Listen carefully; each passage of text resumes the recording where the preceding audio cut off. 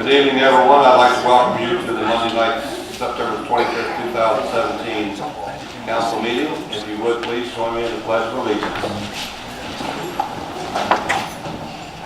I pledge allegiance to the flag of the United States of America and to the republic for which it stands, one nation, under God, indivisible, with liberty and justice for all.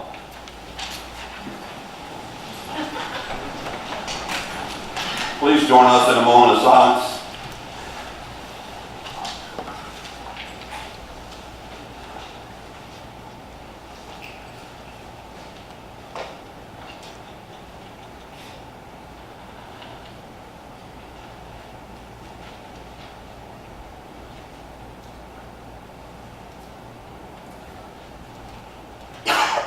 Ms. Berry, roll call, please. Councilman Connolly. Here, thank you. Councilman Gillespie. Here. Councilman Meza. Here. Councilman Morrison. Here. Councilman Flea. Here. Vice Mayor T-Wall. Here. And Mayor Tharp. Here, thank you. Thank you. Item number 4, approval of the regular council meetings of September the 11th, 2017. Can I have a motion, please? Mr. Mayor, I move we approve the regular council meeting minutes of September the 11th, 2017 as presented. Second. We have a motion, second. Any discussion? Hearing none, Ms. Berry? Councilman Connolly. Yes. Councilman Gillespie. Yes. Councilman Meza. Yes. Councilman Morrison. Yes. Councilman Flea. Yes. And Vice Mayor T-Wall. Yes. Thank you. Item number 5, receive the petitions and or correspondence from the public. Ms. Berry, do we have anyone signed up? We had 2 this evening. We have Mr. Joe Andrews. Okay. Do we have our timer with us tonight? We do. Please set it for 3 minutes. Yes, sir.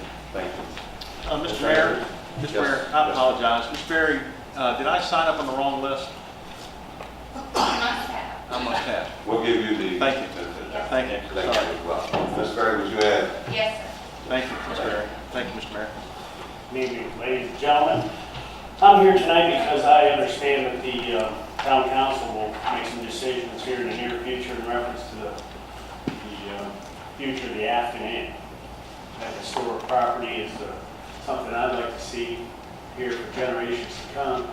I don't want to see that building torn down and replaced with something that we can find in Fairfax. We can only find these type of historic properties in small towns across America. We're one of them.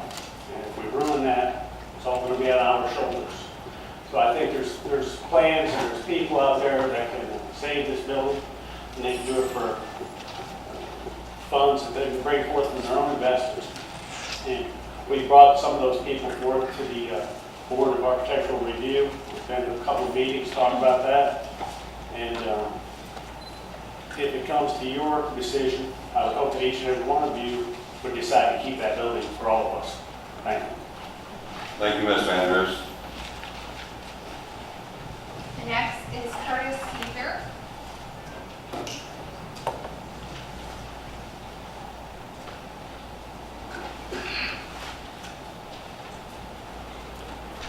Good evening, gentlemen.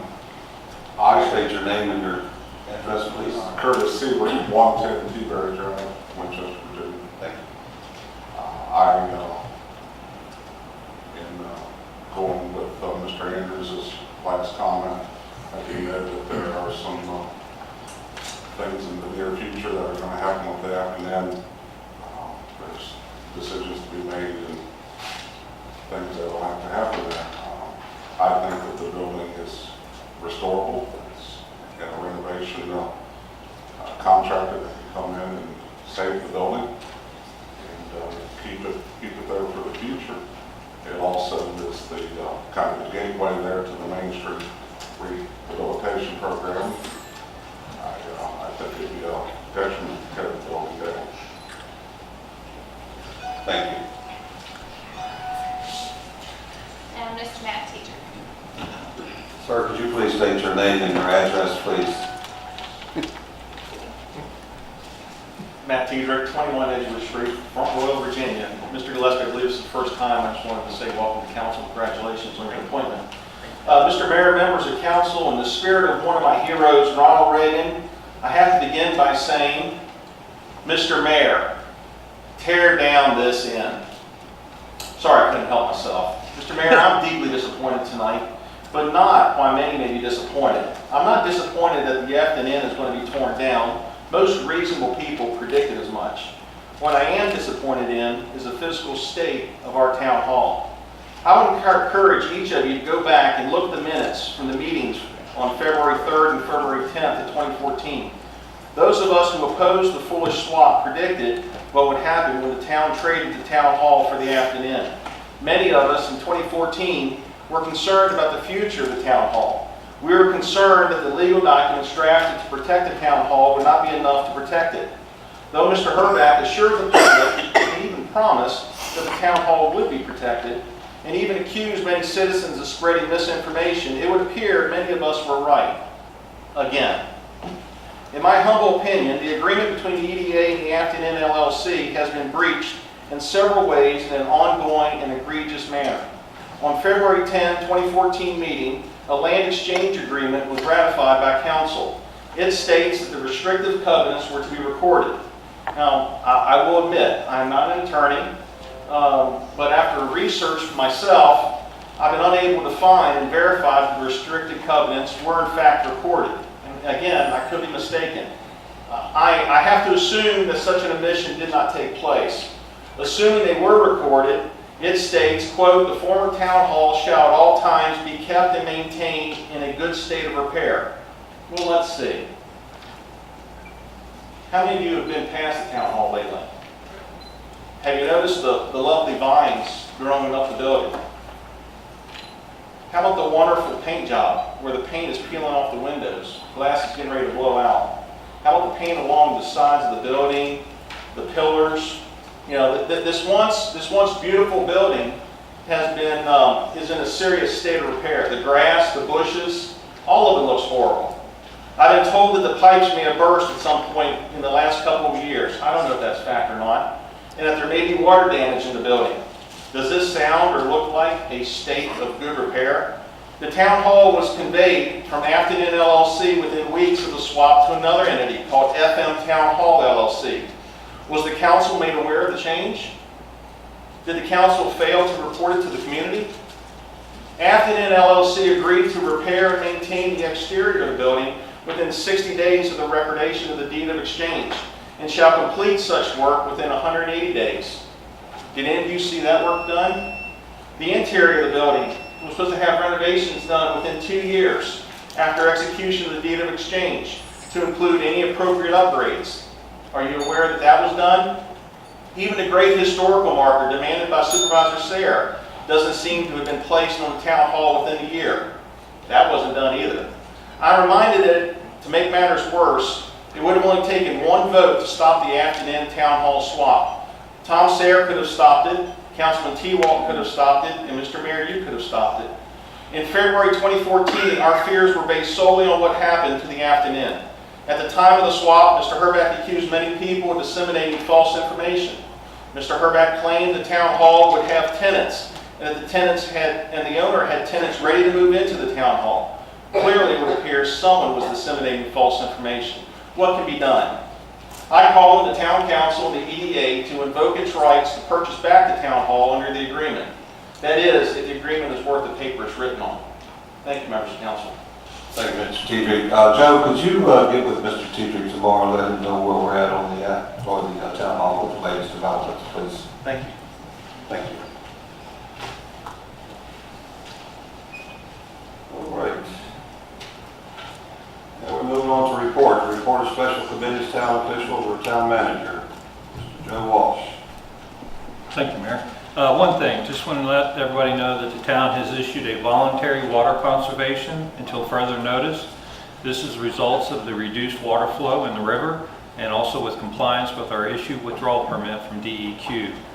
Voluntary water conservation practices include simple things such as watering your shrubbery, trees, and lawns before 9 a.m. or after 4 p.m. Limit washing automobiles, streets, basically reducing all non-essential water usage. If you have any questions, please call the Public Works Department at 635-7819. Thank you. That's my report, Mayor. Thank you. Any questions for the town manager on his report? Hearing none, moving on to the Director of Community Development Tourism. Sorry. Thank you, Mr. Mayor and members of council. Todd, you've got my pictures for me? Real quick. All right, I'm guessing all of you have seen this letter by now. This was the letter we got back from DHCD, Department of Housing and Community Development. Todd, if you'll flip to the next one. We missed it by 1 point, literally by 1 point for our $1 million request. We scored 745. The ones above us scored 746, 747, 49, and 50. We were 16 out of the 15 grant recipients. Of the 15 recipients, 6 of those were phase 2 and 3. But we're number 1 on their number 2 list.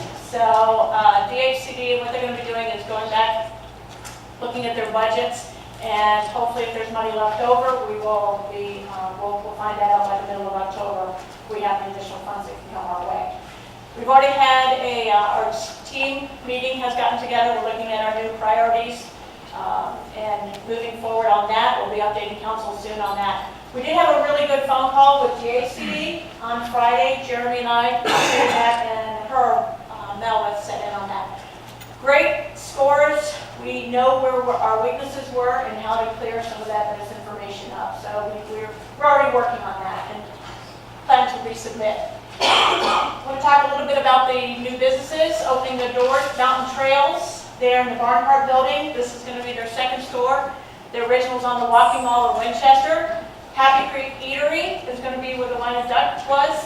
They're going to be serving breakfast, lunch, and dinner. And then we've got the Cafe Amore, which is going to be there where Taps was. They're waiting on a final inspection, and then they'll be opening in a couple weeks. If you haven't sneaked a peek into the Barnhart property, please do. They're wide open right now. The Barnharts are encouraging folks to come by and look at it. They've poured the floors in the Weaver building, the brew pub, the gallery, and the restaurant. As I said, they've been gutted and they're wide open now. Along with Robert McDougall, if it would transform, if anybody's been downtown, he's already started painting the outside of one of his buildings, so he has a lot of work going on. Also had a number of one-on-one meetings with other businesses who are looking to either purchase their property and opening their business here in town. In July, we had 13 new business licenses applied for. August, we had 6, and so far in September, we've got 6.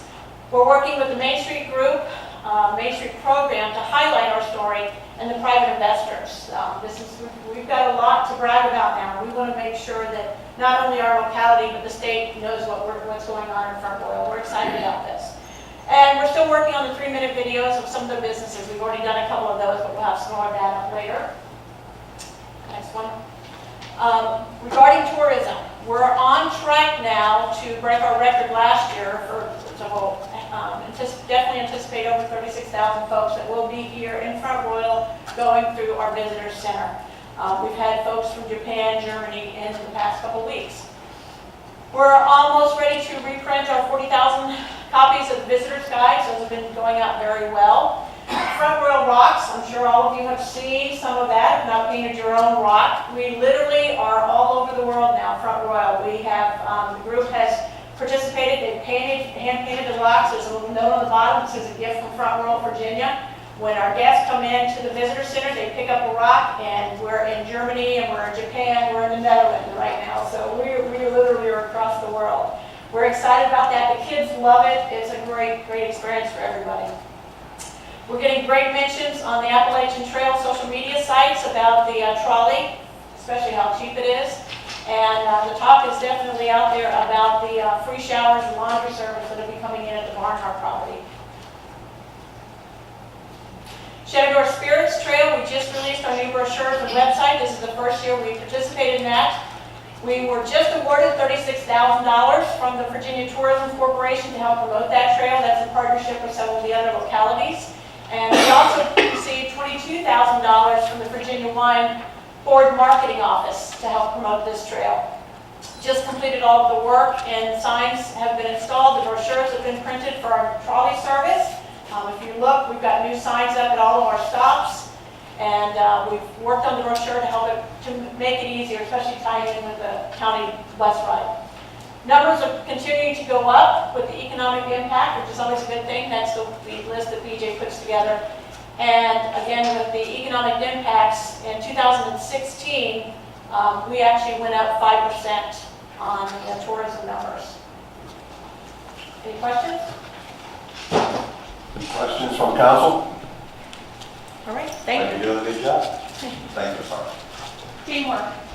All right, now we're moving on to the report of the EDA Executive Director, Ms. Jennifer McDonald. Thank you, Mr. Mayor, members of council. You should have my written report in front of you. It's on its way. My written report is on its way to you. Just a few things to highlight. Give us 1 second, Jennifer.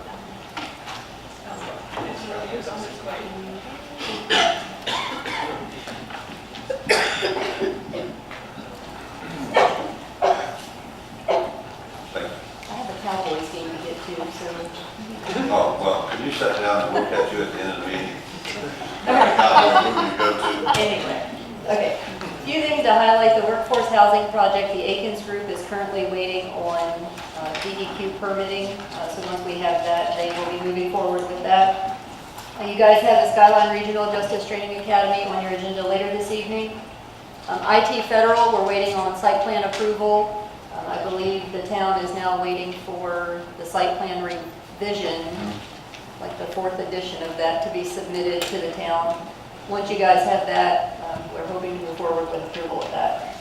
The Case Springs property, we had 2 inquiries in the month of August and September. Hopefully in the next month, I'll be coming to council in closed session to discuss that property. A Development Review Committee meeting, that will meet this Wednesday if anyone's interested in attending. It's here at the Government Center at 10 a.m. We did meet with Doug Stanley and Brandy Rosser for a grant application through the DuPont settlement.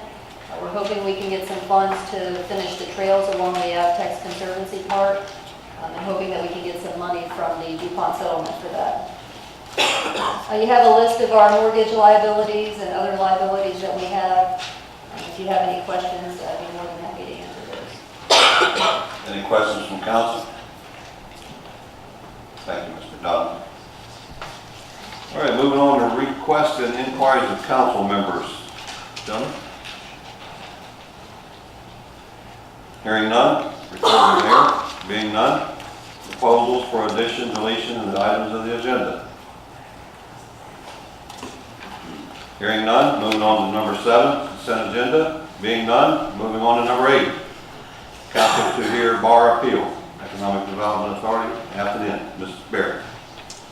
Council is requested to consider an appeal from the EDA regarding the demolition of the Afton Inn on Main Street. The EDA had applied to the bar for demolition of the derelict structure. However, that request was denied. They rendered their decision on September 12th. The EDA filed an appeal on the 15th of September to hear the matter at the next regular meeting. Town Council discussed the appeal at the work session on September 18th. Gentlemen, may I have a motion, please? Mr. Mayor, finding that the certificate of appropriateness of application submitted by the Economic Development Authority for the demolition of number 2 East Main Street, being the former Afton Inn property, together with the evidence and submissions submitted by the Economic Development Authority to Town Council, meets the intent and all appropriate purposes and objectives of the Town Code's historic district overlay areas, and in particular, meets all appropriate guidelines and criteria for review, as set forth in Town Code Section 175-91, and further finding that the appeal filed by the Economic Development Authority from the decision of the Board of Architectural Review rendered on September 12, 2017, denying said application submitted by the Economic Development Authority was timely and properly appealed in writing to Town Council in accordance with Town Code Section 175-94A. I move that the Town Council grant the Economic Development Authority's application for the demolition of number 2 East Main Street, being the former Afton Inn property. Second.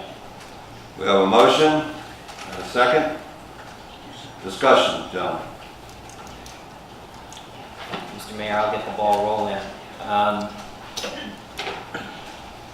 The property swap for the Afton Inn is one of the issues that impelled me to get involved in town politics back in 2014 when I ran for town council. If I had been on town council at that time, the property swap would not have occurred, but it's not up to me to cast a vote on that issue. It was decided when I already came on board.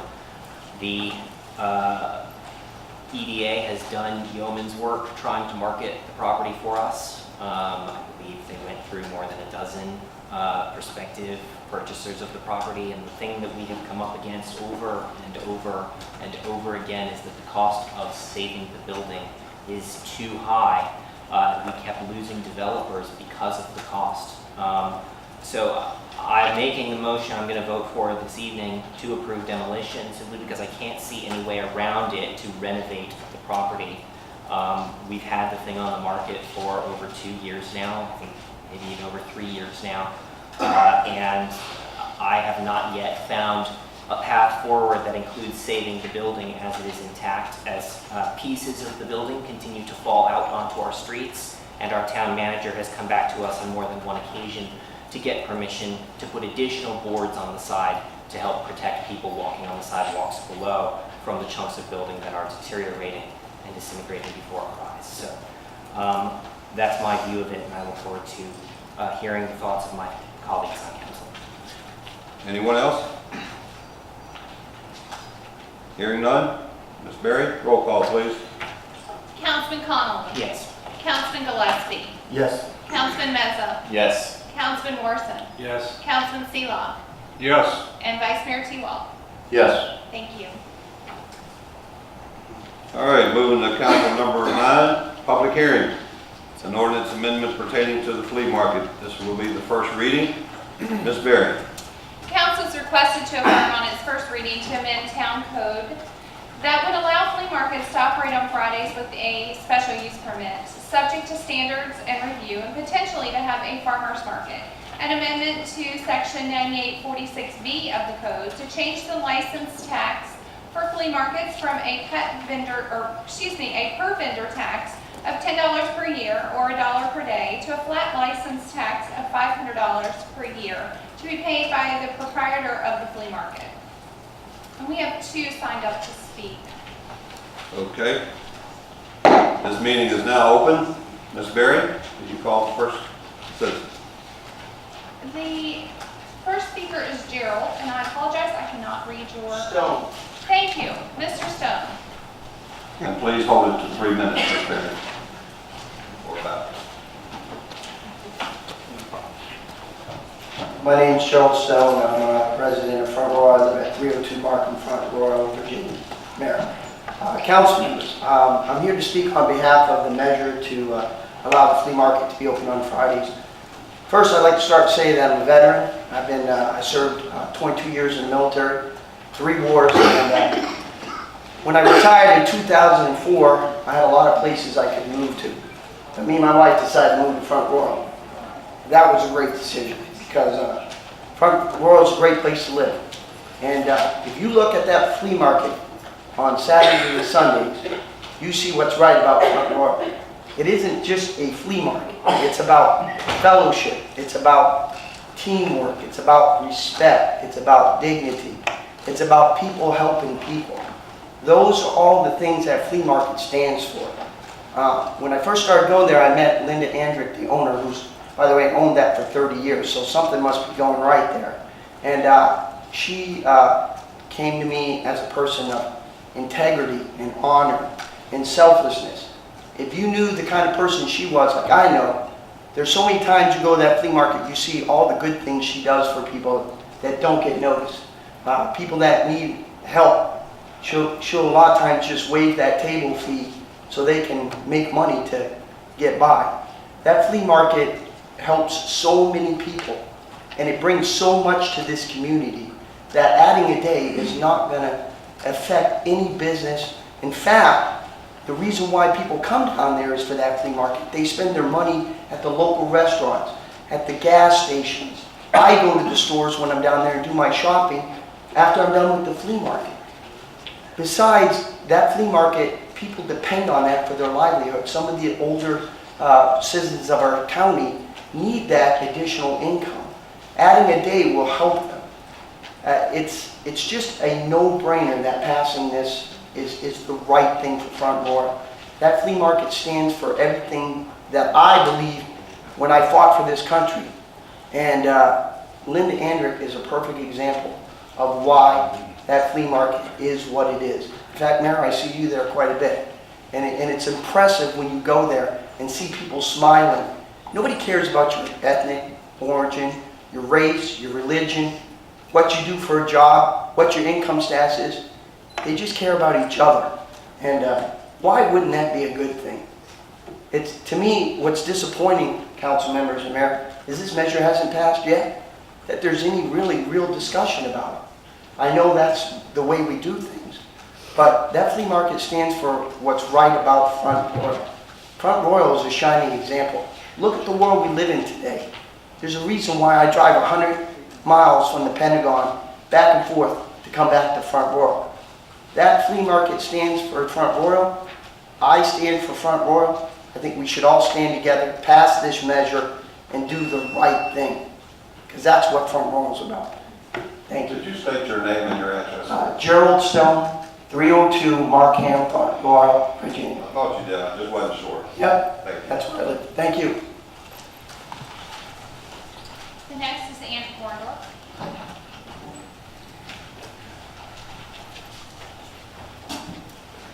Good evening, Mr. Mayor and Town Councilman. My name is Ann Orndorff. My husband and I are owners of Springtime Garden Center. My address is 815 Warren Avenue, and I promise you this is my last appearance in regard to the flea market. Thank you.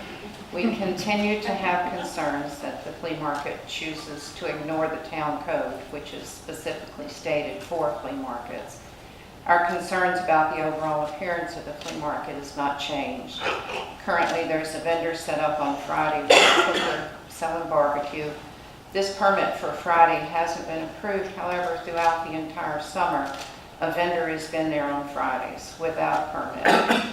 And we've just come to accept the fact that the rules for the flea market are probably not going to be enforced, and we just need to move on. We understand that. We get that. Again, it's not a vendetta for the flea market. It's a tradition here. We have nothing against the camaraderie, the fellowship at the flea market. It's just businesses following the rules. And what we can't seem to let go of is the fact that they have not paid the revenue to the town for the 6 years. And that revenue could represent a pay increase for a police officer, a first responder. For the flea market to claim ignorance and ask forgiveness should not apply in this case. All business owners are sent an application for renewal of your business license in January. And on the back of the form, it tells you what you're required, what your fees are going to be to continue to operate a business. We're required as a business to report that, which we do. We pay our business license. So the flea market is collect money from vendors for those tables for 6 years, and it's not fair to all the small businesses in town that buy their business license. We just don't feel the flea market should get a free pass on that.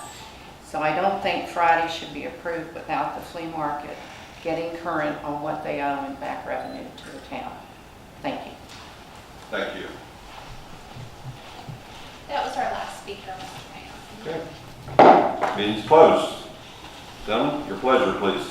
Mr. Mayor, I move the council affirm on its first reading to amend Town Code Section 98-46, 175-3, 175-10, Section 10, 175-44, 175-53, Section 7A3, 175-63, Section C3, 175-70, Section I3, and 175, Section 10-4A to allow flea markets to operate on Fridays with a special use permit. Subject to standards and review and potentially to have a farmer's market, I further move the Town Council amend Town Code Section 98-46B to change the license tax for flea markets from a per vendor tax of $10 per year or $1 per day to a flat license tax of $500 per calendar year to be paid by the proprietor of the flea market as presented. We have a motion, need a second? Thank you, Bill. Any discussion? Mr. Mayor, I'm going to speak in favor of the flea market because number one is it's been there for a number of years. But again, I'm speaking in favor of the flea market, but I expect the town zoning department or whoever to enforce the rules. I've seen people down there on Friday as well. that were there sitting and selling, vendors that were selling their products, and I had mentioned it, and I don't know if it was taken care of or not. But one thing for sure, if I vote for this, I want to make sure that these things, whatever the conditions are, that it's enforced, and it's enforced on everybody regardless of who they are. And under those conditions, I'll vote yes in favor of it here this evening. Anyone else? Mr. Mayor, I went down to the flea market a couple of weeks ago.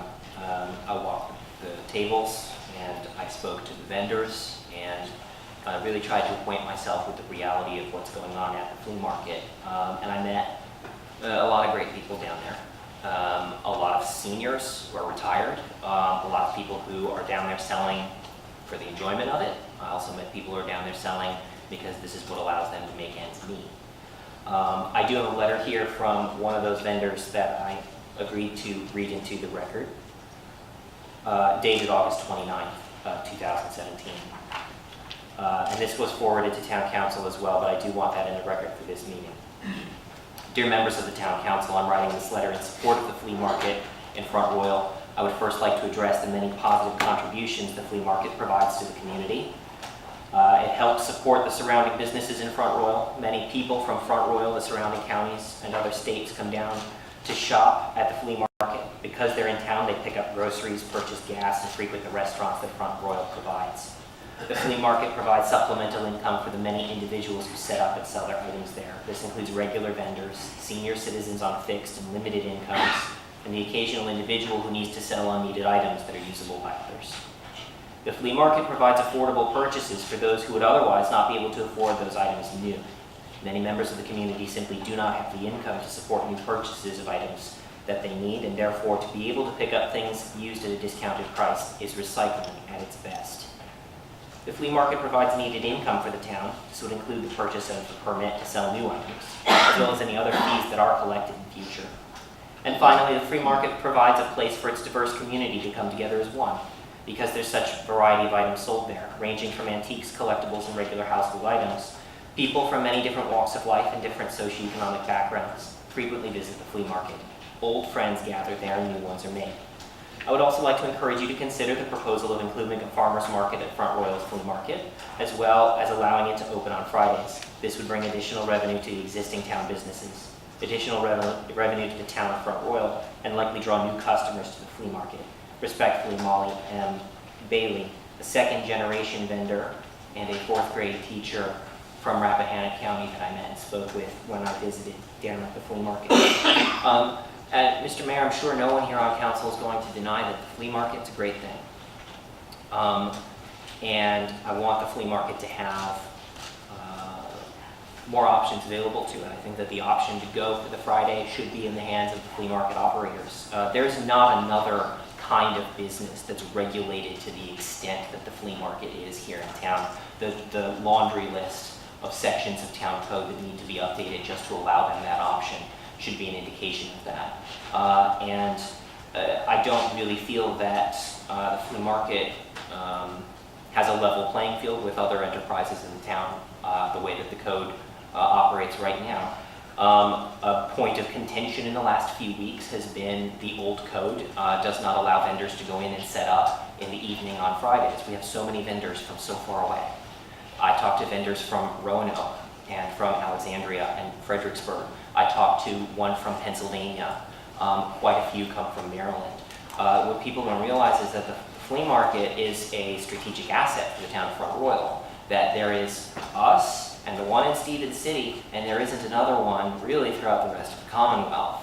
And so it's a desirable location for people to come and set up and sell their wares. When people come on Fridays, they leave their wares there, get up very early in the morning to sell on Saturday. They're staying in hotels here in town. They're buying food from restaurants here in town, and that helps increase the tax revenue that the town realizes from the flea market continuing to operate. I'm glad to say, and thank you to Mr. Sonnet as well for clarifying some of these questions for me earlier, that the new code will rectify that issue, and hopefully we won't have people out there badgering the vendors who come up to leave their wares there on a Sunday evening in anticipation for sales on Saturday morning. I still am of the belief that the flat license fee should be $250 instead of $500. I know that there's some disagreement on council. It's a point of contention. As we move forward, I do want to continue to help the flea market do what it needs to do here in the town of Front Royal. Thank you, Councilman Conley. Anyone else? Mr. Mayor, Yes, Mr. Seeley.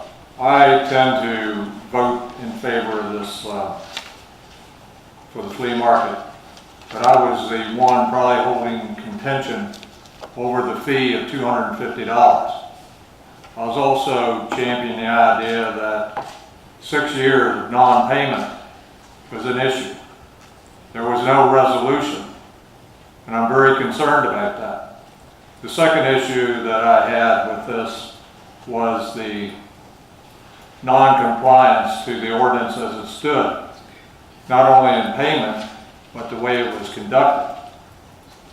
When I was told, well, the police should monitor that. I don't think so. It is our staff that monitors the flea market. They are the ones that own the ordinance that the council passed.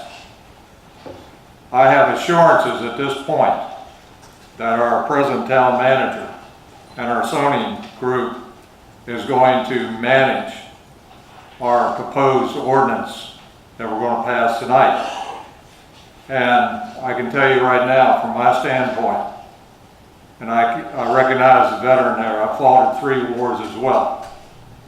And I can tell you this old Marine is going to be very livid if I find that our ordinance is not managed properly. So I'm putting you on notice now that I expect these things to happen. So that's what I have to say now. Thank you. Thank you, Councilman Seeley. Anyone else? Mr. Mayor, I move to amend the proposed ordinance, section 98-46, to delete item 5 concerning owner or lessee of the premises renting space to any flea market vendor.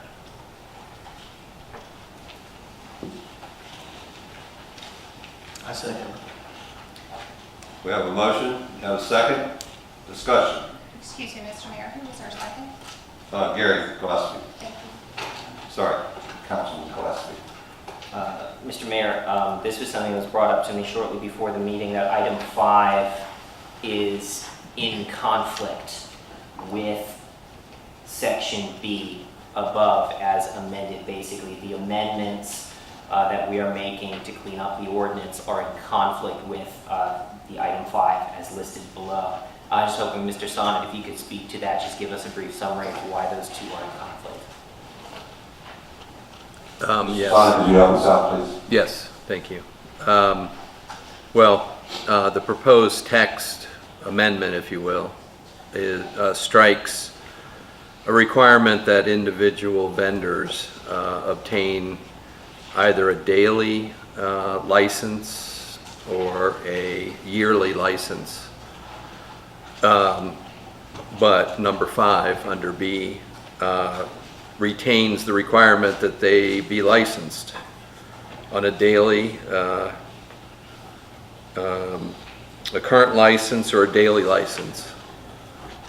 So very simply, the two are in conflict. So by striking 5 entirely, I see nothing in 5 that needs to be retained. By striking 5 entirely, it resolves that conflict. It simply cleans up the ambiguity. It does. From here. Thank you. Thank you, Son. Mr. Mayor, also if you look under your ordinance that we have tonight, even though we changed it to 500, it still says 250 in our actual ordinance. So that Well, the motion was made for 500. I understand. George, does it make sure. any difference that it's in? I believe that's something that can be cleaned up between now and the next reading. I just want to make sure that when the ordinance is passed, it's passed Clean. with. If I may, the text can be cleaned up between now and the second reading at the next regular meeting, That will be October 10th. given that that's not a more restrictive change. Anyone else, gentlemen? Ms. Berry, can we have a roll call on the amendment motion? Councilman Conley. Yes. Councilman Gillespie. Yes. Councilman Meza. Yes. Councilman Morrison. Yes. Councilman Seelow. Yes. And Vice Mayor T-Law. Yes. Thank you. We have roll call on the original motion. Thank you. And on the original motion as amended, Councilman Conley. Yes. Councilman Gillespie. Yes. Councilman Meza. Yes. Councilman Morrison. Yes. Councilman Seelow. Yes. And Vice Mayor T-Law. Yes. Thank you. All right. Moving on to council approval for the budget amendment for the primary extension project for VDOT. Mr. Mayor, I move the council, Ms. Berry. Council is requested to approve a budget amendment to accept funds from the Virginia Department of Transportation to pave Route 522 South Commerce Avenue from South Street to the Happy Creek Bridge in the amount of $196,880. Mr. Mayor, I move the council approve a budget amendment to accept funds from the Virginia Department of Transportation to pave Route 522 South Commerce Avenue from South Street to Happy Creek Bridge in the amount of $196,880. Second. You have a motion second. Any discussion? Yes, I'd like to thank the VDOT, the Transportation Board, who approves these revenue sharing things, and it really has come in handy for the town because otherwise streets would not be paved, such as Commerce and other areas. So we need to all thank VDOT for allowing the board to approve these monies in order to pave some of our streets where we don't have the funds to do otherwise. Anyone else? I think, Mr. T-Wall, Terry Lewis pursued this for us, and I don't think it's a sharing. I think they're just going to, Joe, is that correct? They're just going to pay us $198,000 grant? We don't have to put any money to it? That's true. Let's do it. You're correct, Mayor. This is not revenue matching. So kudos goes out to our employees. Okay, Ms. Berry, roll call vote, please. Councilman Conley. Yes. Councilman Gillespie. Yes. Councilman Meza. Yes. Councilman Morrison. Yes. Councilman Seelow. Yes. And Vice Mayor T-Law. Yes. Thank you. All right, moving on to number 11, council approval, budget amendment for the risk management grant from VMF. Ms. Berry. Council is requested to approve a budget amendment to accept funds from the Virginia Municipal League in the amount of $3,429 for the purchase of a portable barrier, which is a roll-up fence, to be used as a barrier during events. Mr. Mayor, I move the council approve a budget amendment to accept funds from the Virginia Municipal League in the amount of $3,429 for the purchase of a portable barrier roll-up fence to be used during events. Second. We have a motion, we have a second. Any discussion? Ms. Berry, roll call. Councilman Conley. Yes. Councilman Gillespie. Yes. Councilman Meza. Yes. Councilman Morrison. Yes. Councilman Seelow. Yes. And Vice Mayor T-Law. Yes. Thank you. Item number 12, council approval, final plat subdivision plan application for the extension of Progress Drive and subdivision for the Criminal Justice Academy. Ms. Berry. The EDA has submitted a subdivision plan and final plat for the extension of Progress Drive intended to access the property for a future Criminal Justice Academy and other possible future development areas. In addition to the subdivision plan and final plat, the application includes the required bond, stormwater maintenance agreement, and deed of restrictions that council required in association with the past special exception application. May I have a motion, please? Mr. Mayor, I move that council conditionally approve the subdivision plan and final plats submitted by the Industrial Development Authority for the extension of Progress Drive, including acceptance of the required performance bond, stormwater management facilities maintenance responsibility agreement, and declaration of restrictions subject to the following conditions. 1. The stormwater maintenance agreement, attachment D, shall be signed and executed before any permits are issued for construction. 2. The deed of dedication for the final plat shall be submitted by the applicant and reviewed by the town attorney and director of planning before recordation to ensure the required right-of-way reservation is appropriately established. Second. We have a motion, second. Any discussion? Mr. Mayor, this is essentially completing the process that we started many months ago. This has been before council 2-3 times already. and I'm comfortable with it moving forward, and I'm excited that eventually our officers are going to be able to recertify and go through training and everything here at home instead of driving so many miles outside of our community. Anyone else? Ms. Berry, roll call, please. Councilman Colley? Yes. Councilman Gillespie? Yes. Councilman Mezzo? Yes. Councilman Morrison? Yes. Councilman Selah? Yes. And Vice Mayor Tebow? Yes. Thank you. Moving on to item number 13, council approval, budget amendment for the Leach Run Parkway. Mr. Mayor, I move that council approve a budget amendment for additional revenue and expense for the Leach Run Parkway project in the amount of $736,613.39. Second. A motion second, any discussion? Hearing none, Ms. Berry, roll call, please. Councilman Colley? Yes. Councilman Gillespie? Yes. Councilman Mezzo? Yes. Councilman Morrison? Yes. Councilman Selah? Yes. And Vice Mayor Tebow? Yes. Thank you. Moving to item number 14, council approval bid for 2 vehicles in the public works. Ms. Berry. Council is requested to approve a bid from the Virginia State contract with Colonial Ford Truck Sales, at a cost of $64,754.40 of 2 3/4-ton Ford F-250 4x4 pickup trucks for the water treatment plant and water and sewer maintenance department. Mr. Mayor, I move that council approve the bid from the Virginia State contract with Colonial Ford Truck Sales at the cost of $64,754.40 for the purchase of 2 F-250 pickup trucks for the water treatment plant and the water and sewer maintenance department. Second. We have a motion, second, any discussion? Hearing none, Ms. Berry. Councilman Colley? Yes. Councilman Gillespie? Yes. Councilman Mezzo? Yes. Councilman Morrison? Yes. Councilman Selah? Yes. And Vice Mayor Tebow? Yes. Thank you.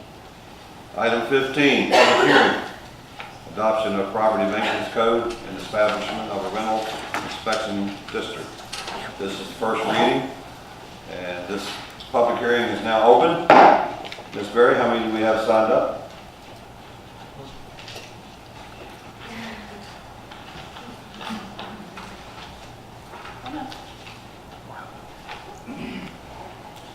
About 12. Okay. If we can have our first speaker, please keep in mind when you come to the podium, state your name and your address, and please try to hold it under the 3-minute time limit. Thank you. Good evening, Would Councilman. you like to call the first? Just had to do that to you. Are you first on the list? I am. My Good name for you.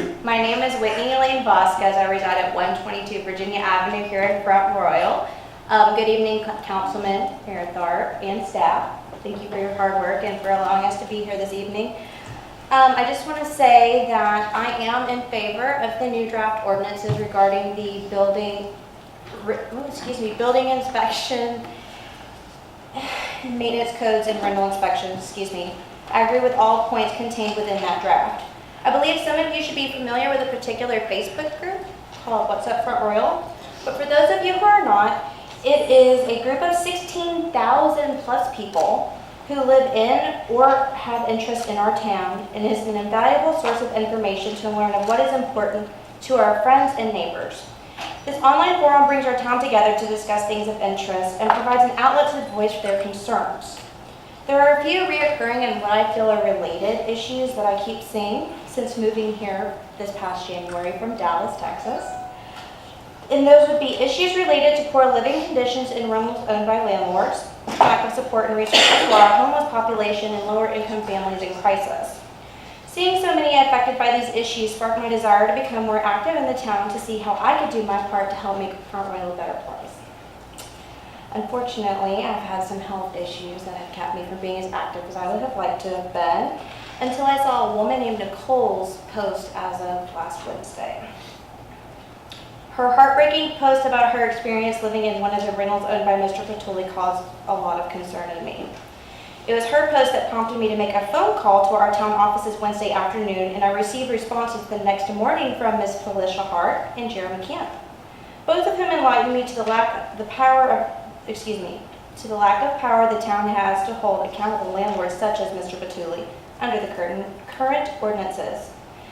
Now, in regards to tenant-landlord relationships, I am all too aware that there is no utopian rental world where both sides are going to live blissfully in harmony. It's just not going to happen. However, when there are roaches, bed bugs, and rodent-infested rental properties in the center of our town, it makes it a public health and safety issue not only to all residents, but to our guests and tourists as well. And additionally, the lack of town enforcement ensuring safe, healthy, and habitable conditions does nothing to encourage new residents to stay and can negatively impact tourists whose businesses we come to rely on when the seasons here are high. Blight buildings allowed to remain in their current condition keep property values down for all property owners and potential investors alike. That being said, with all the talk of much needed growth, many of our renting families and landlords are concerned how the enforcement of the new ordinances forcing property owners to keep buildings up to much higher standards could likely cause the rental rates to rise. And for some of our lower income renters, even totally displace them. With the enforcement of the new ordinances, I see the acceleration of the transformation that is beginning to make our town more inviting to our existing population as well as outsiders who need the encouragement to continue starting new businesses and bringing those opportunities here. Also to continue attracting more of the growing commuter population to buy, build, and pay taxes here. All the while, this would be generating more revenue to go towards the resources so many of our residents are crying out for. The fact is that the cost of living go up every day and will continue to as time goes on, whether these ordinances are passed through by the council or not. The bigger issue here is by not passing the proposed drafts of these ordinances before us, what we are doing for our chances to provide better opportunities to residents and encouragement for those to invest in our town's future. What about protecting our community and from the unhealthy and poor housing conditions that are currently available to them? What about the polishing of the very heart of our town where folks from around the world pass through to see what's up in Front Royal? What about improving public health and safety for all? If enforcing these new ordinances to hold accountable those... Yes, sir. This is my final bit. That would take advantage of our townsfolk, that would inhibit growth and opportunities in our town, and so be it. Changes, no matter how small, have to start somewhere, and I can't imagine that the current ordinances remaining the same benefit any of us. I implore the council to think about these situations and the potential to make such a large difference in the lives of those in our community. Thank you for your time, and I trust that you all will make the best decision for the well-being of our friends and neighbors. Thank you. Thank you. Teresa Gill.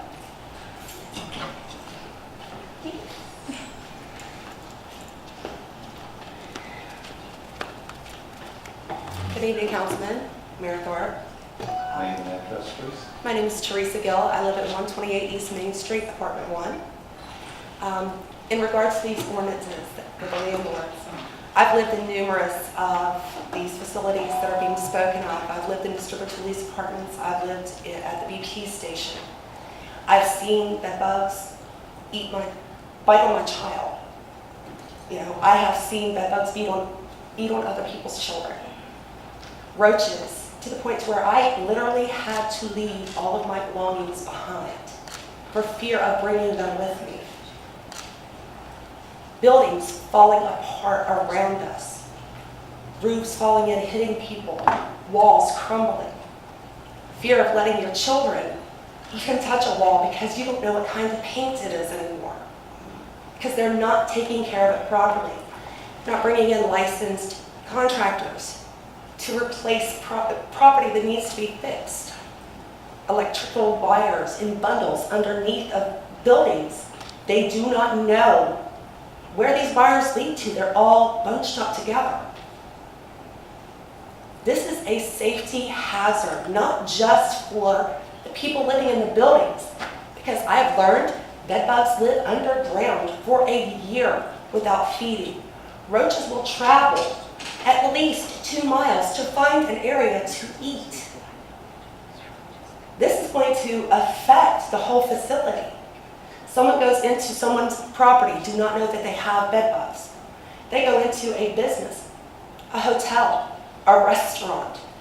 Bed bugs will get on your clothes, they will tag along, and you are infesting the local businesses. You're infesting the local communities. We have elderly that cannot afford to take and treat their homes. I myself got out of there. I was able to. But there are many people who are in dire need of a roof over their head, a roof over their children's heads. And they have no other choice but to move into these facilities so that they can make sure that their family is taken care of. And they're being lied to by these landlords. This ordinance needs to be passed.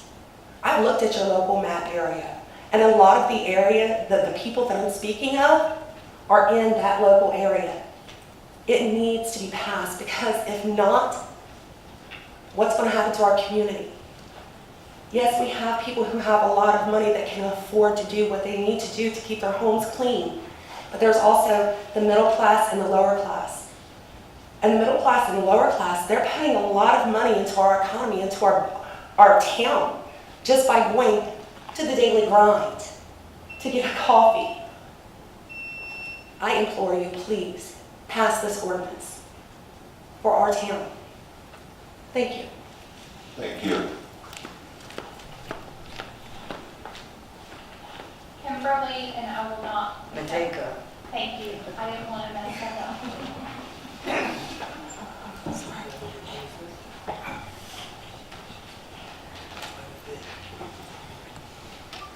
Good evening, Council. My name is Kimberly Mateka, and I live at 122 South Royal Avenue, better known in town as Mount Vernon.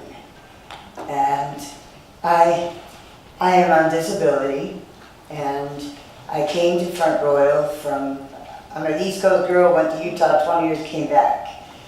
When I came to Front Royal, since I do just live on disability, I don't really have a big credit thing. So in order to find a place, and I didn't really know much about Petula because I didn't know, but I ended up moving into 122D at Mount Vernon. I've sent the newspaper over 60 photographs of my apartment. I have a ceiling, I live on the second floor. I have exposed walls, I mean, where there's no plaster, and there's just the wood showing. There's wood slats, no insulation, and I'm ill, and I live with cans of Raid, and I'm an OCD clean person.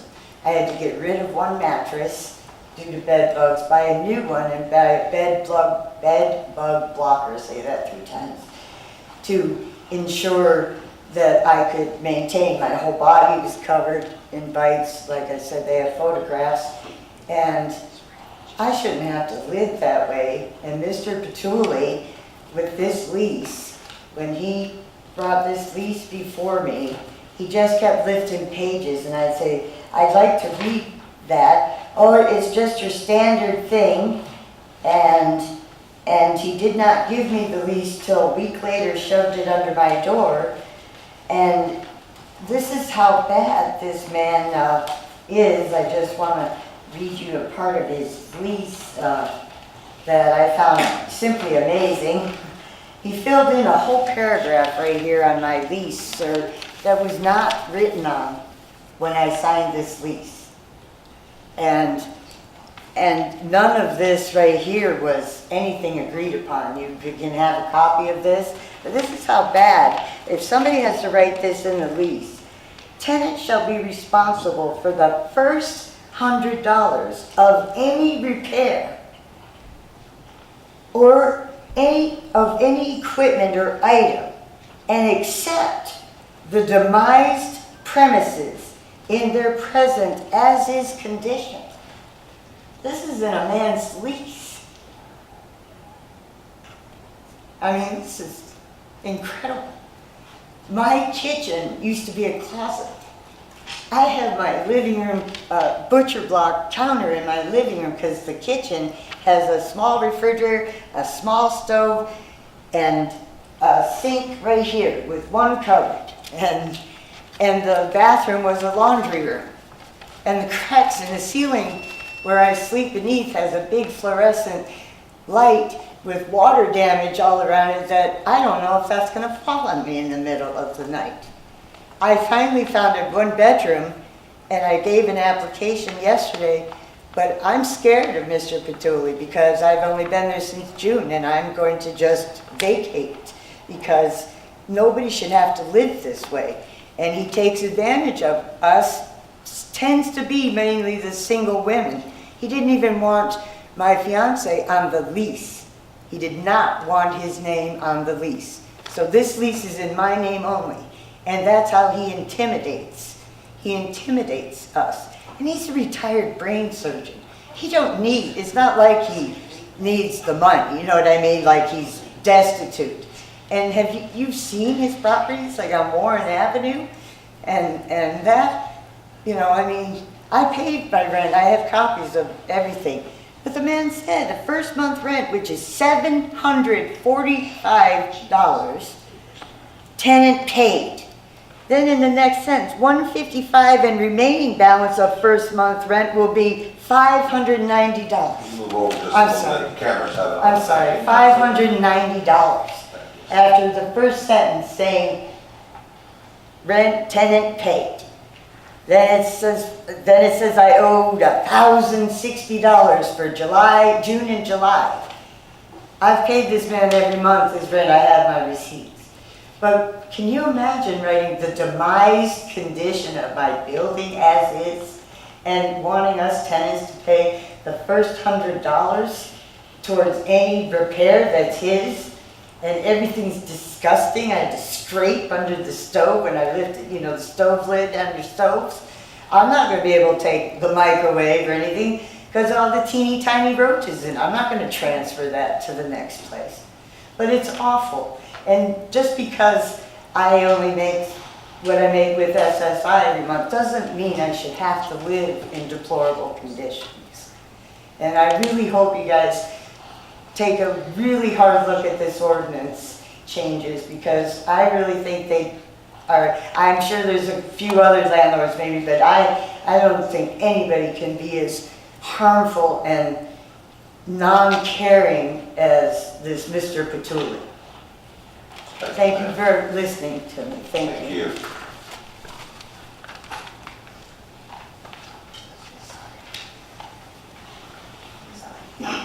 Holly Pagod.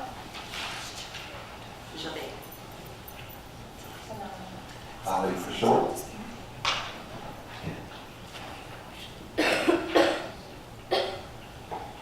Mr. Mayor, Councilman, may I go and stand with her? She just got out of the hospital Yes, yesterday. absolutely.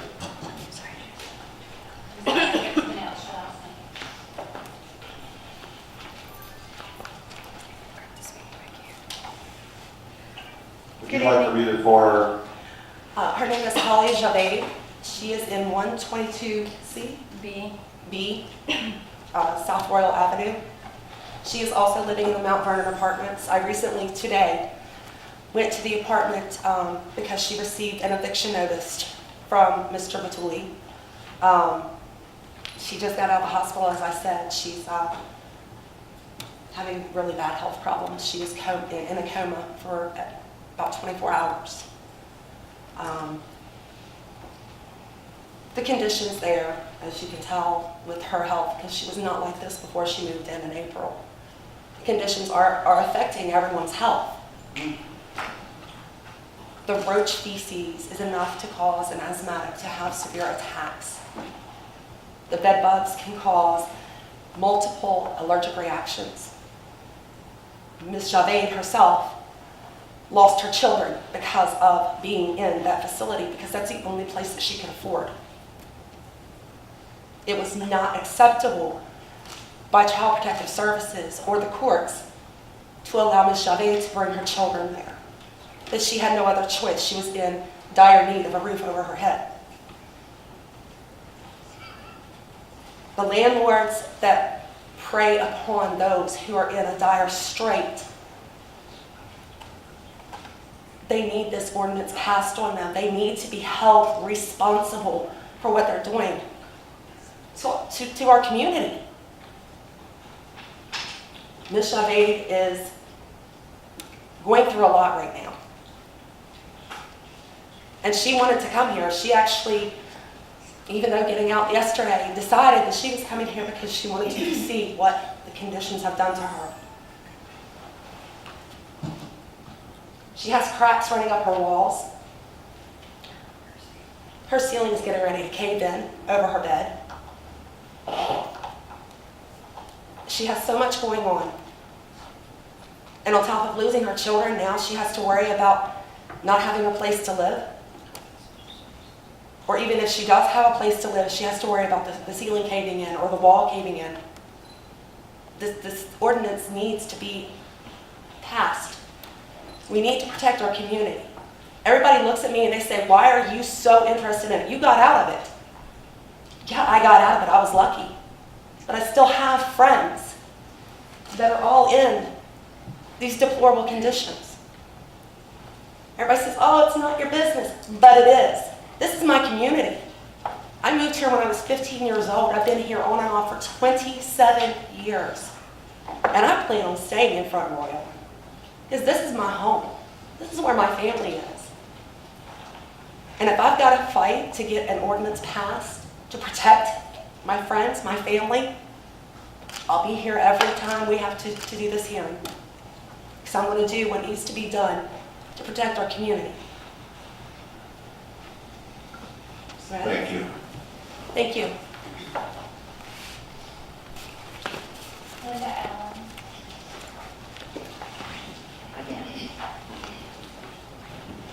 Such an easy name. Yes, it is. Not an easy problem, is it? Linda Allen, 416 Salem Avenue, and yes, I'm back. Obviously, there are several categories to this. One, obviously, is the moral and the economic development angles that we need to consider. The second, obviously, is the structure of the building itself and the many, many kinds of damages that are being forced upon these people to accept and even to pay for, and they get no credit for it. The third category, as you've heard, is the leases. And I don't want to go into the details of this, but pretty obviously there are illegal practices involved in these leases. And we do need to take this up in a different way through Blue Ridge Legal and see what kind of help we can get with that. But it does add to the conditions in which these people live, and it causes stress. And many of these people would like to get out and get ahead, but they can't afford to get more education. They can't afford to get job training. They are literally trapped here because that's all they could get to begin with. And they can't get out because the guy puts on more penalties or puts on fees that didn't exist. The rent that she is charging is fraudulent, for example, okay? To say nothing of the things that he comes up with. And I'm going to tell you that I cannot get the ladies who've been propositioned to come forward to tell you that. But that's a criminal offense. I'm afraid. I think all of us are very, very serious about this. We do need to help people who are most vulnerable in our community. Many of them claim decent people who would like to get ahead. They don't make enough, but they could work part-time, and they need to do it. They need more job training. They are like us. They just want to live in a safe, comfortable environment, and they want to move ahead if they possibly can. But they live in fear instead. They have to fear that the ceiling's going to fall in. They have to fear retribution from him. They have to fear eviction. They live in fear if he has propositioned them because they don't know whether he's going to come in or not. Okay, my question to you, because you've seen me so many times, is, are these vulnerable people worth your time and effort to pass this ordinance? I hope so. Thank you, Ms. Allen. David Sloat. David? Yeah, but I thought it was pronounced it. No, it's not who. You're solid. Mr. Sloat is gone. Tim Radigan.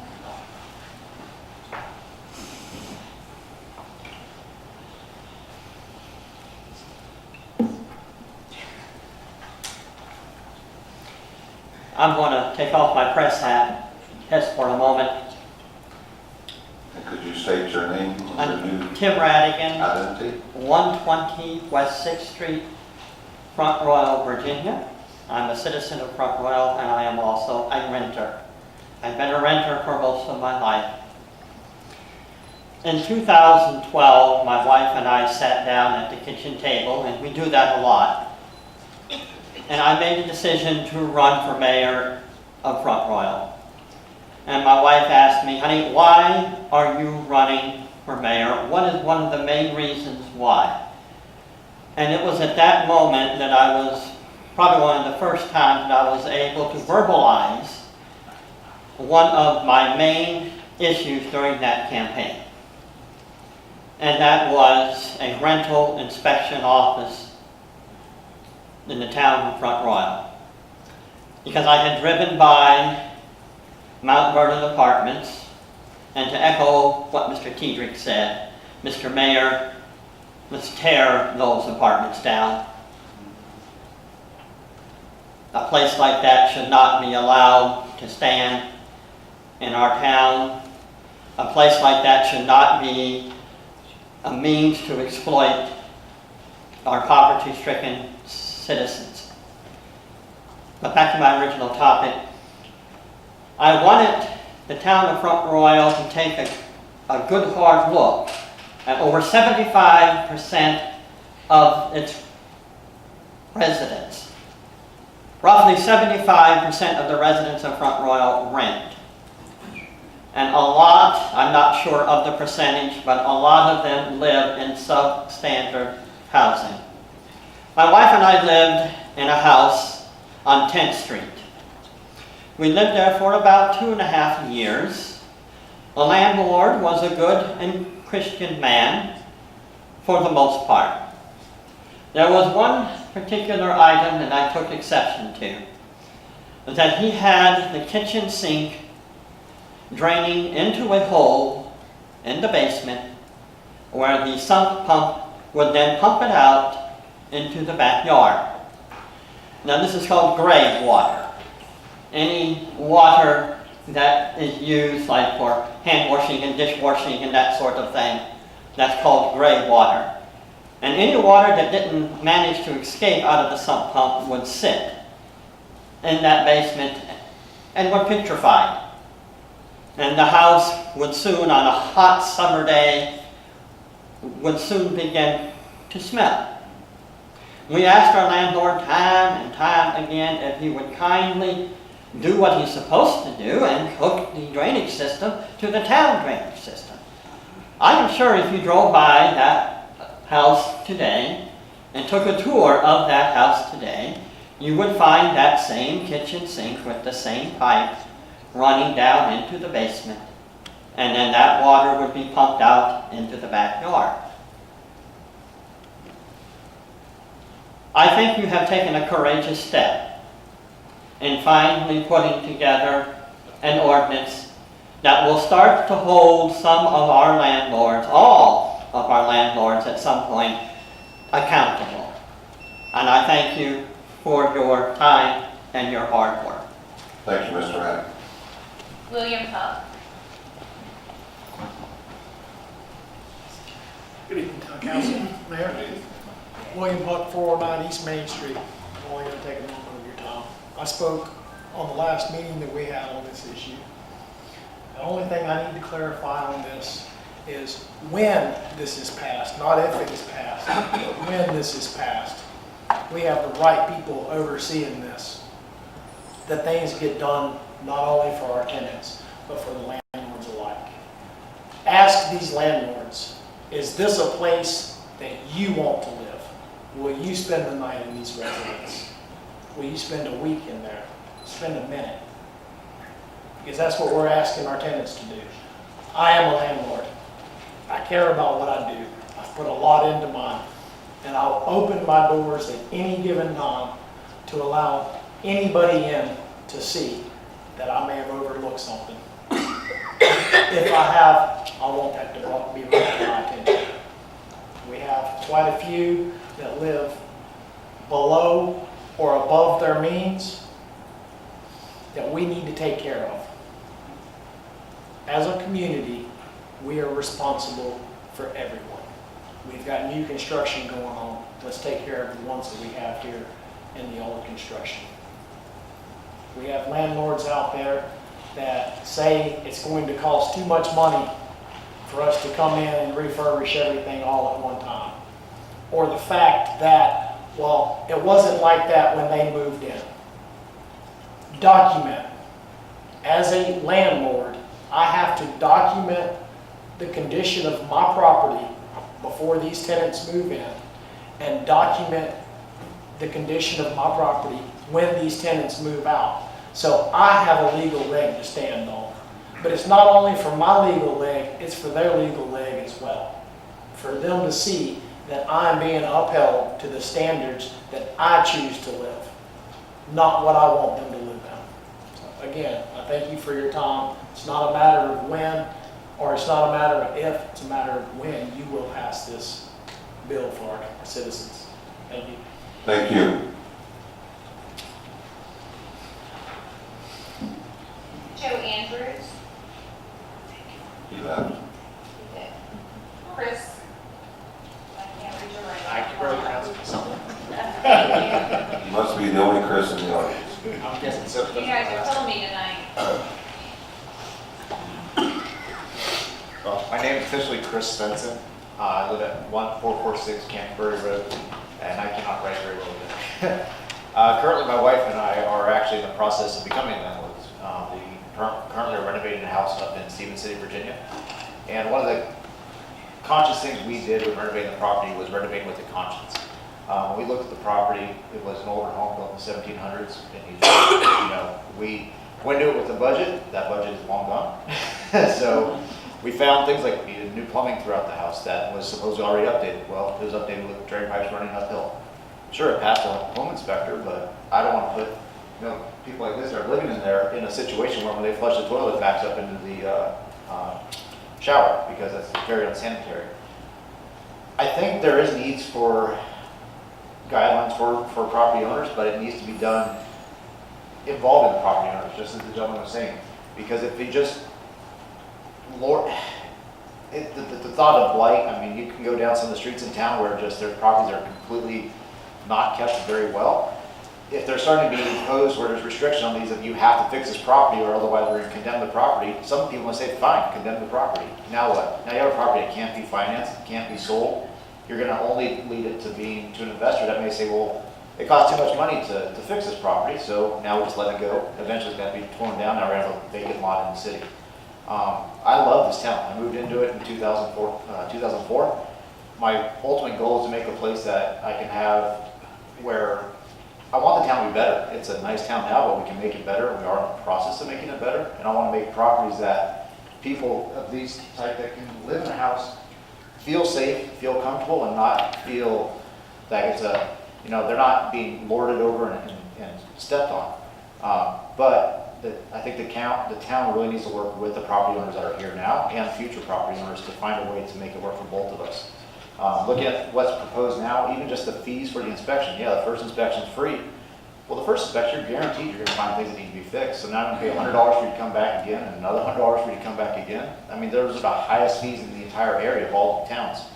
Those fees are going to get passed on to the renters. I mean, it all comes down to dollars and cents. Whatever I'm putting into a house, it's an investment. I mean, I'm going to have to be able to recoup my cost. So if you end up making it to where it's not cost effective for the landlord, there's going to be no incentive to do anything or returns to do things. Like I said, I definitely think things are needed, but we need to, I think, work together is the biggest thing. Everyone working together, because if we don't, I mean, it sounds like there's one gentleman right now that this ordinance might be really well directed towards, but I think that it's working with people like me, people like this gentleman, people like some people in the back of the room, that we're here not to make a bad place for people to live. We want to make a good place for someone to live at, but we need to find a way to work together. If we don't, it's going to lead to the decline of the town as opposed to the bringing up the town, what we're all looking to do. As the property values increase, the amount of money that we can put into some of these properties is going to decrease because of the dollars and cents. The rents aren't increasing compared to the property values. I'm looking at a foreclosure right now, it's $100,000. I'm probably going to put $35,000 into it. My return on that investment is going to be very low, and my rent's $1,000 for a tenant to live in that house. So those are all things to consider of what you're going to require someone to do. So just please keep that in mind. Thank you. David Platt. Is he the last speaker, Jennifer? We have one more. Ms. Butler and Mr. Mayor, Ms. Sneed, who came in afterwards, would also like to speak. And she probably manages more properties in the town than, I argue, anybody else. Mr. Mayor, David Silik, Hickerson Hollow Road, Front Royal, Virginia. Members of council, we've tried this before. This isn't our first rodeo in the rental property ordinance. Two of you probably remember the first abject failure of the rental property ordinance.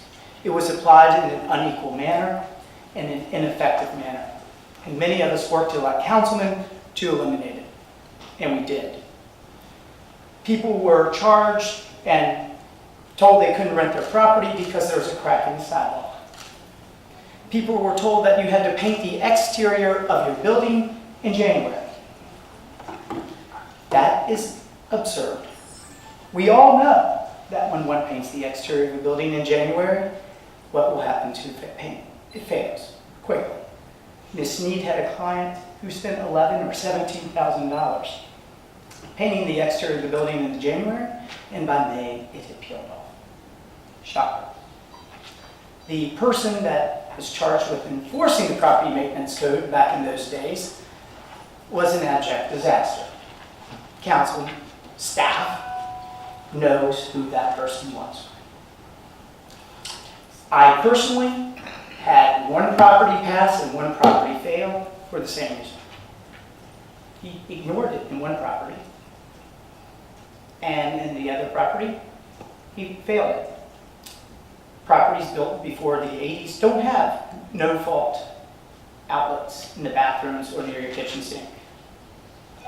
He was applying the modern-day building code to properties that A, didn't have a building code when they were built, and then code changes were made retroactive, which, oh, by the way, is unconstitutional. So, your ordinance, while well-intentioned, doesn't protect me or other property owners. And I can tell you now, if it's enacted as is, you will have a challenge to it the day after in the circuit court. And I have property outside of your defined area as well as property inside the defined area. But there are properties, and I will qualify this by saying, all my properties I would live in. All my mother's properties I would live in. The properties that you've heard about and the webpage, What's Up Front Royal, I took a client on because of that webpage. I felt sorry for her. The landlord in question responded immediately to me. Not everyone has legal resources for renting. That being said, the town can use nuisance law to correct this problem with a particular landlord. He's created a public nuisance. And instead of going through the machinations of all of this, of the rental property ordinance, that doesn't address or fix problems in other poor areas where we have rentals that you and I would not live in, it doesn't affect the village. The village is the poorest area of the town. Why wouldn't the poorest area and the poorest residents be protected by you? Why didn't you include the poorest area of town? I guess the poor people don't need protection. Just the poor people on Royal Avenue. Gentlemen, that's absurd. You don't address the hill, you don't address the bottom, other poor areas where they have roaches and bed bugs too. Why not the whole town and why not all landlords? Disparate treatment. If you engage in disparate treatment, i.e. different landlords are treated in different ways, you're going to have a challenge because I will challenge you. I'm one of those landlords. Several of my clients are those landlords. And it won't be just one lawsuit, it will be multiple ones because if the court throws one out, we'll change it in the next plea. This ordinance, as it's structured and as written, needs to be reworked. In the meantime, I encourage you to utilize nuisance law You have 2 able-bodied attorneys on your staff that can file for injunctive relief under nuisance law to fix some of these problems we have. That is your immediate remedy, and I can't fathom why you haven't explored it. Thank you. Thank you, Ms. Sowell. John Federo.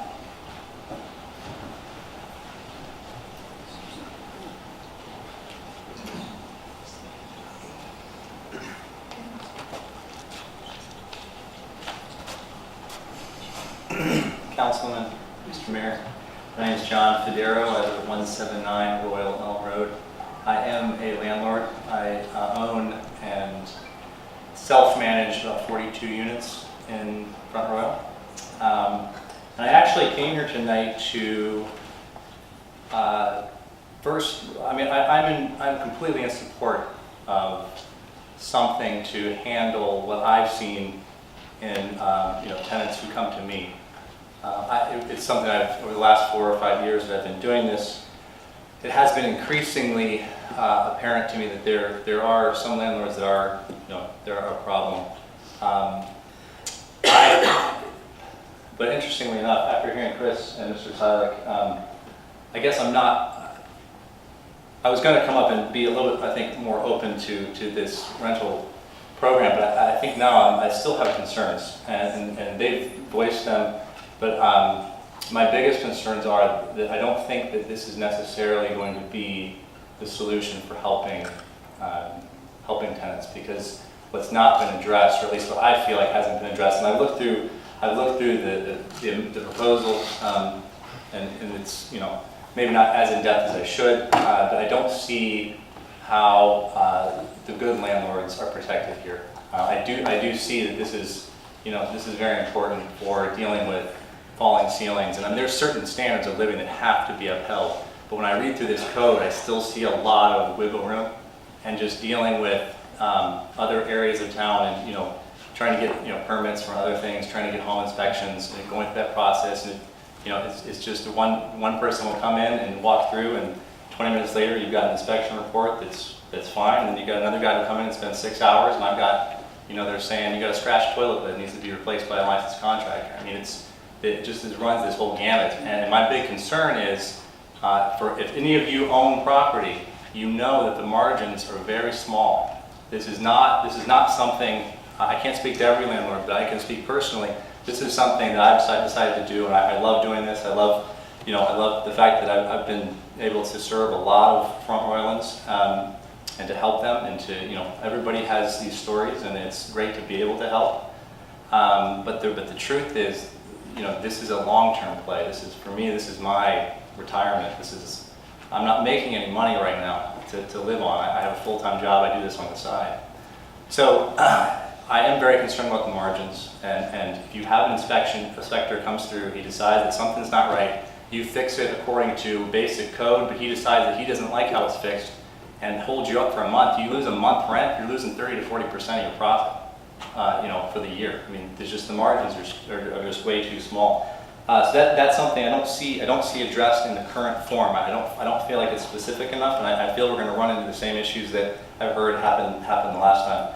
The other concern I have is the property value question. I'm not with motels that aren't affected by this, and you have no control over. With dilapidated buildings like going on 6th and Commerce, which you can't do anything about that. With this, I don't feel like the good landlords are the ones that are going to bear the brunt of this significantly, and it's not actually going to fully fix the problem. So that's a big concern. And I think, in my last point that I wish, I don't know if maybe it was just my lack of awareness of what was going on, but I really wish that I had been part of a consultation to say, hey, here's the problem, how can we address it? I do have a significant number of rentals. I have some good friends of mine who are also good landlords who have a significant number of rentals in the town, and it would have been great to have been a part of that discussion, because I guess my main takeaway here is I'm absolutely in agreement that there have to be standards. I had tenants coming to me saying, do you provide heat? And I'm kind of taken aback, like, what do you mean by yes, I provide heat, I've had those sorts of tenants come to me, and it's great to be able to help them. And I also told them to file, we have the tenants assertion laws. We have the nuisance laws, like Mr. Silik was saying. There's other things in place too. Have those fully been explored? I'm just not sure if this current document really, demonstrates that. So those are my concerns. But that being said, I am in favor of a program that will help with the problems. So, thank you. Thank you. Ms. Berry, does that conclude the list? It does. Is there anyone that would like to come that didn't sign up to speak? Yes. Come forward, please.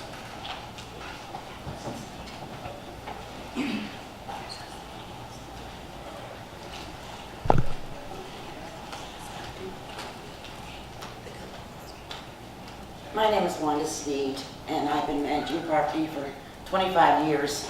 I would have been here to sign up earlier, but I do teach at Fitness Evolution, and I was committed. For recommendation. Okay. I've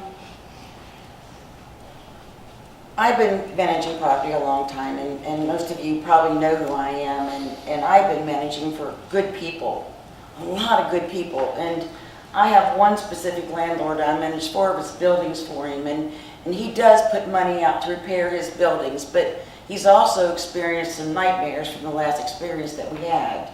Like Mr. Solid spoke, we had a block building on Main Street, and we were required to have it painted, and he spent $11,000 to try to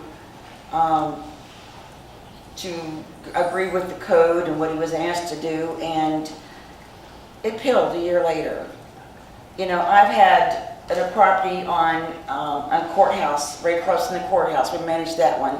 This landlord's put thousands and thousands of dollars. There's another one we're facing some issues with, and he does his best to keep these properties up, and he allows me to do this, and I'm very grateful for this. I would not manage a property like Mr. Bertulli's.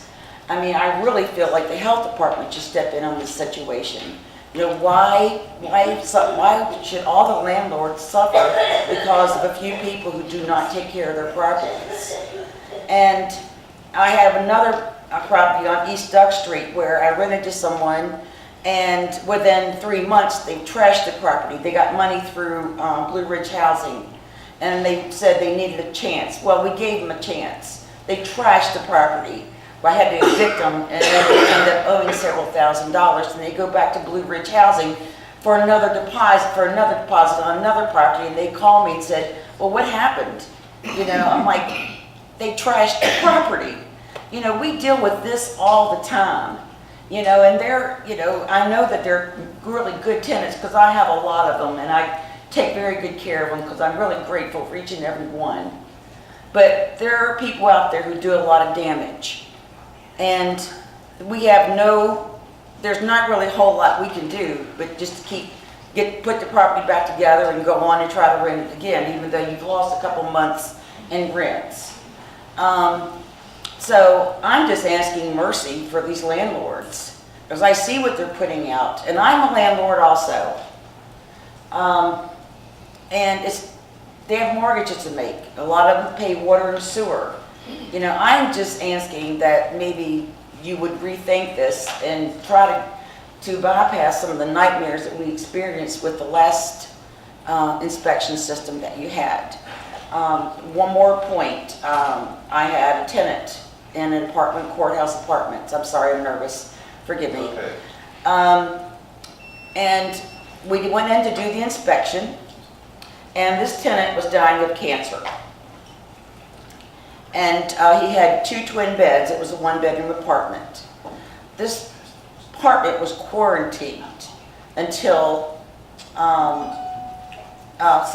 they quarantined the apartment. And so I just told the tenant, I said, look, let's just remove one of these bunk beds out of here, and when he's done, put it back. He had someone staying there to help him occasionally because he was dying of cancer. And I told this to the inspector. There was no mercy. And I really, really have, I'm very uncomfortable about this coming back in because I really did not have a very good experience working with the town on these inspections. I could write a book And I guess that's all I have to say. Thank you. Thank you, Wanda. Yes, ma'am, would you like to come forward?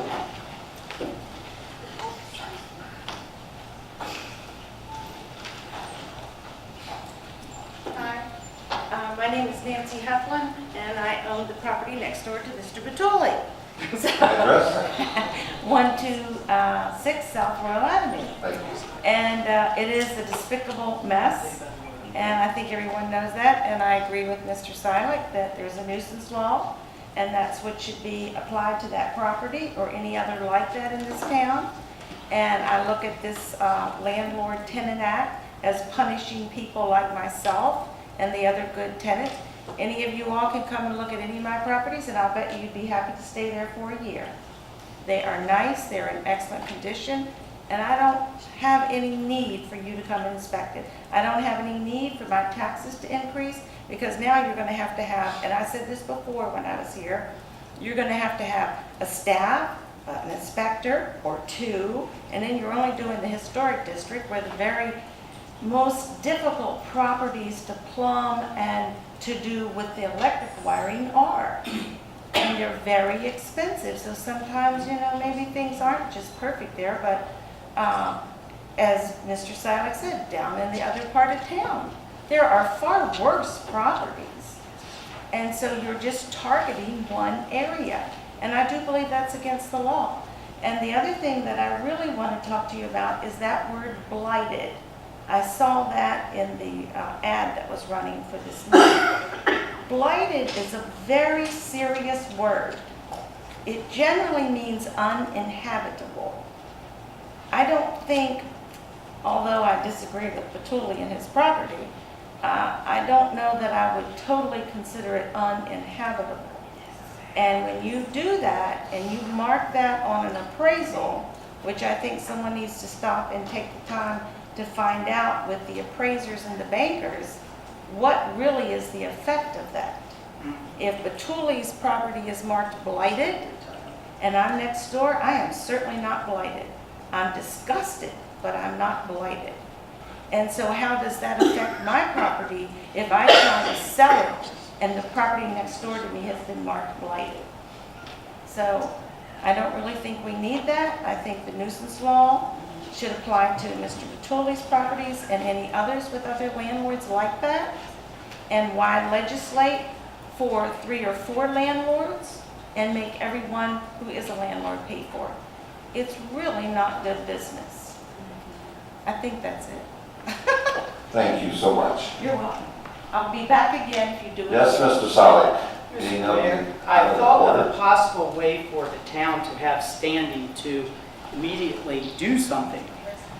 As I'm sitting next to my high school classmates back here and family, friends, law enforcement, it dawns on me that these buildings pose a public health, safety, and welfare risk to our first responders who enter into these homes or buildings or structures, which would then give the town immediate standing to seek relief, to clean these properties up.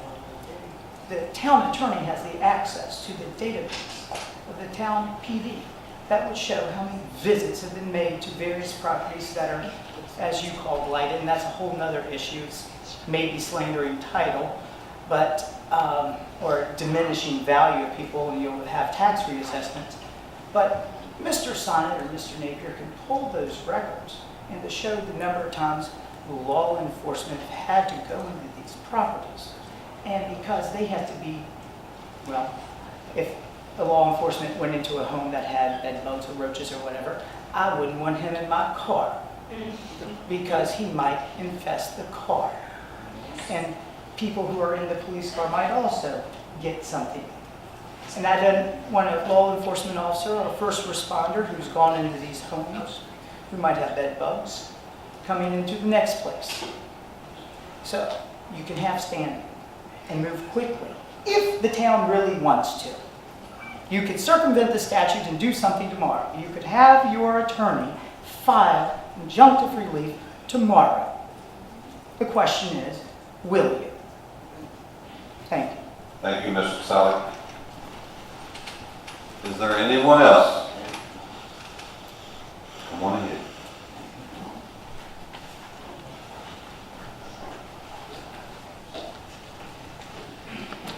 Again, I'm Teresa Gill, 128 East Main Street. Thank you. You know, I myself completely agree with the good landlords having protection.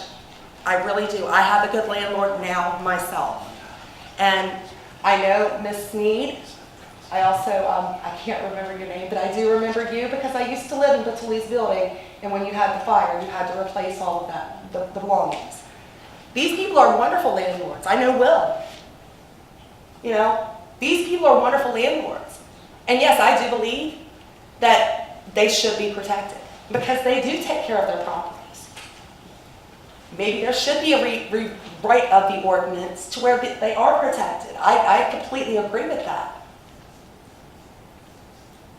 On top of that, though, we have the horrible landlords that are also being protected by not having some kind, and Mr. Silik says that you can do the nuisance law, please, by all means. Do something. Something needs to be done. You know, our people need help, but the other people that own the properties don't need to be, that are taking care of their properties, they do not need to be reprimanded for the foolish acts of those that aren't taking care of their property. Do I want help from those for those who are being put into dire straits and health conditions and possibilities of roof falling in on them? Yes, I do want them to have help. But again, I don't want the people who are taking care of their properties to be reprimanded because they don't deserve it. Like I said, I have a good landlord now. I didn't then. So please, thank you. Thank you, Ms. Gill. Anyone else? This meeting is now closed. Gentlemen?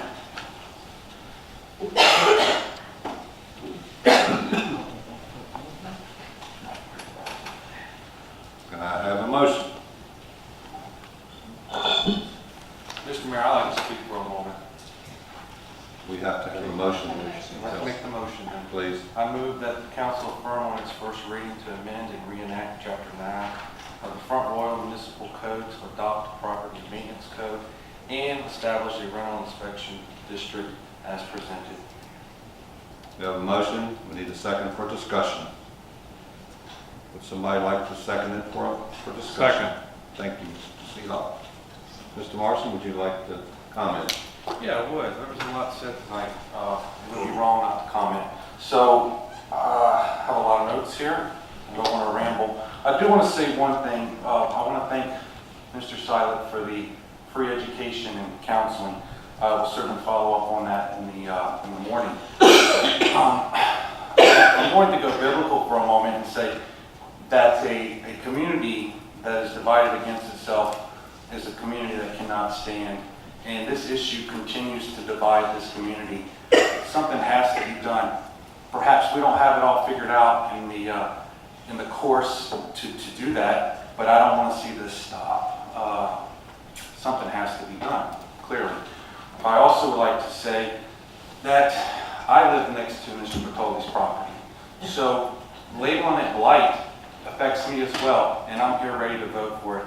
So I don't follow that as a good argument at all. Second, I want to say, when I moved to Front Royal, I was recruited by the Department of Energy and had recently got out of the Coast Guard. I saw Front Royal not for what it is, but for what it can be. I looked into the seed and I saw the harvest, and I believe that with the right people on board, we can do what needs to be done. But there is a sense of ignorance, there is a sense of disgust and despair.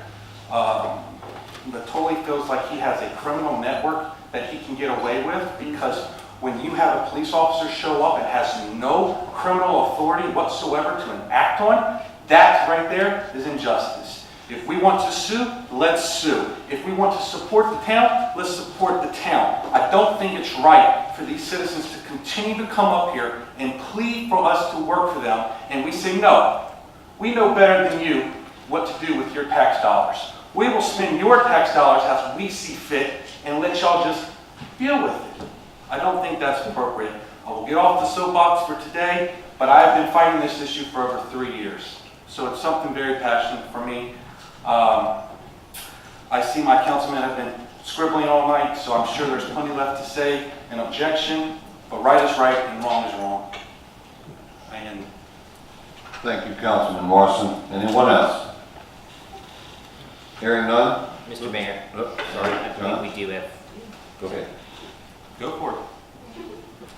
Mr. Mayor, I was going to make a motion to postpone deliberation on this topic. I feel that we've had a whole groundswell of feedback this evening. I would also kind of like to see us get a second public hearing on the matter as well. We've not had anything like the sort of feedback that has come this evening on this issue in any of the prior deliberations that we've had. I'd also like to incorporate, if possible, the feedback of some of the landlords who've been here this evening, since it's fairly obvious to me from hearing them speak that that wasn't a step that was taken when this ordinance was crafted in the first place. I don't know if it'd be possible to discuss with some of them, invite them to an upcoming work session and kind of look at some of the issues. And third, I would also like to request that the town manager, in consultation with the town legal staff, do put together a listing, a summary of the rights that are available to renters in the community already, even without going down the avenue that this ordinance does. Because if there is legal recourse already available to people, they can move on it now without waiting for council to amend ordinances and go find someone and hire them to be an inspector. So, Mr. Mayor, I move that we postpone consideration of this matter to another meeting and request a scheduling of a second public hearing. Do I have a second on the amendment? I'll second.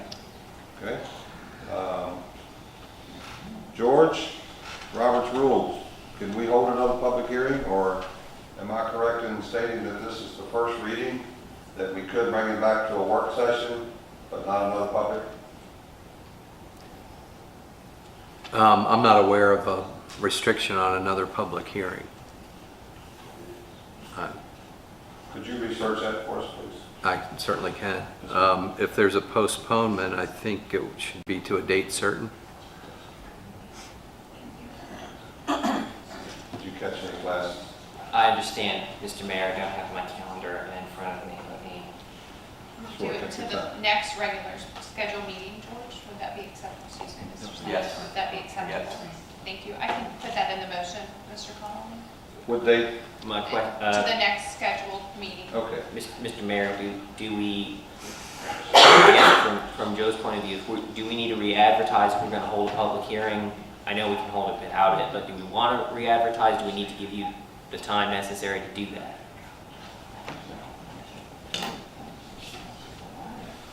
At this point, I don't think it's necessary, but if you wanted to take this back to a work session, our next work session is after the 10th of October.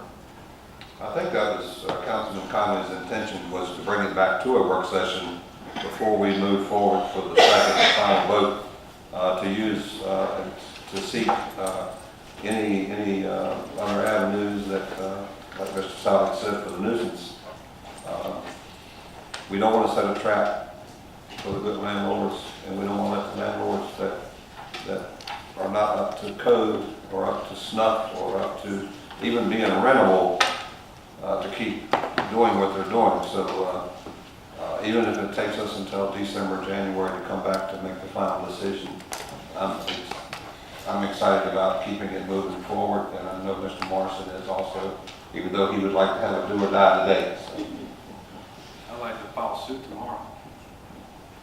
So we have a motion and a second to postpone.